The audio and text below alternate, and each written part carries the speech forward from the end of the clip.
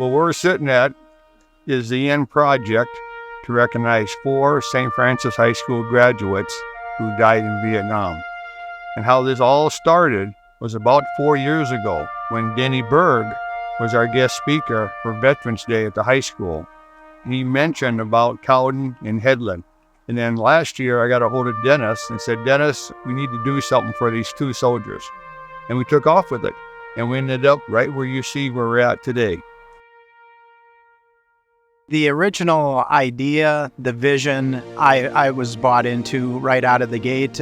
Personally, I'm a veteran, an Army veteran. I believe in recognizing those that have given the ultimate sacrifice for our country. And right out of the gate, it grabbed me by the heart, and I was behind them 100% the whole way. The county came in and grubbed the site.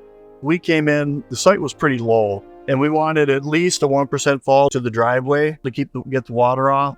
So we knew we had to bring in fill. So the first thing we did was bring in a bunch of fill. And then we dug the hole for the footing, cased that in, form it, poured the footing, and then we poured the rest of the slab. One of the big surprises in the constructing of this thing is how well everything went from start to finish. It just went so smoothly. The project started out basically as a suggestion for a plaque at the high school, and it grew because of the encouragement and support to what you see behind me, which is, something that we all can be proud of. We'd originally known that we had 2 soldiers that were killed in Vietnam from St. Francis High School that had graduated. I was classmates with these 2. They were different years, but I remembered them from high school. And we wanted to do something to recognize them. At the point that we started, they were the only 2 names we knew of. The book that had been published by the state that listed the soldiers that were killed from Minnesota didn't list the other 2. And as part of the fundraising and a booth that we had set up at the barber shop, we had a former classmate from the other 2 come forward and tell us, there's really 4. Well, that was unknown to all of us. But when we researched it, they were in the yearbook, and they were on the wall in Washington, D.C., but they weren't on any of our lists. And in fact, we did verify that they were St. Francis graduates. At that point, we had the monument, the location already had been secured. We'd already done the design, the layout, the specs for concrete, the engineering, or stones had been ordered when we really verified that there were, in fact, these additional 2.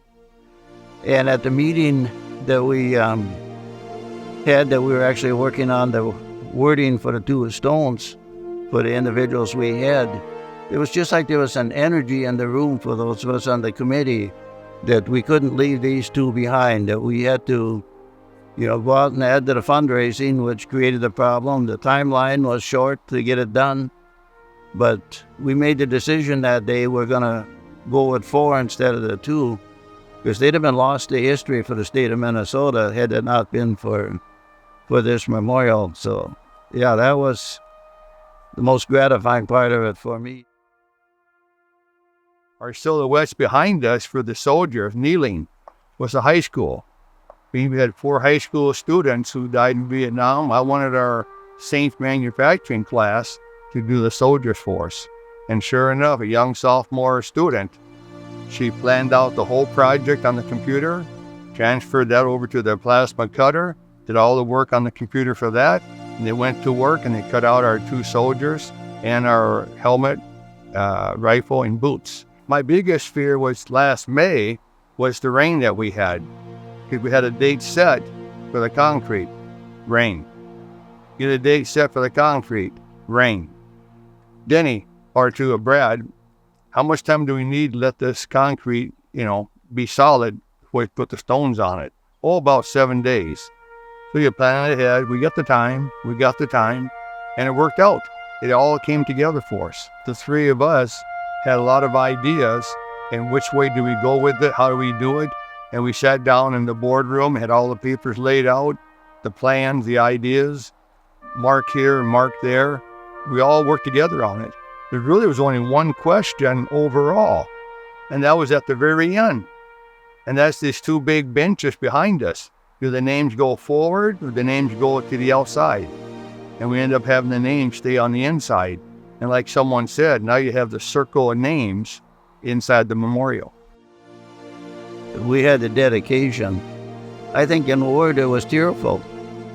And they were sure appreciative that, that they were being recognized. And I think within the family, the next generation had discovered that they had an uncle or a great uncle that really had made a significant contribution to the country and sacrifice.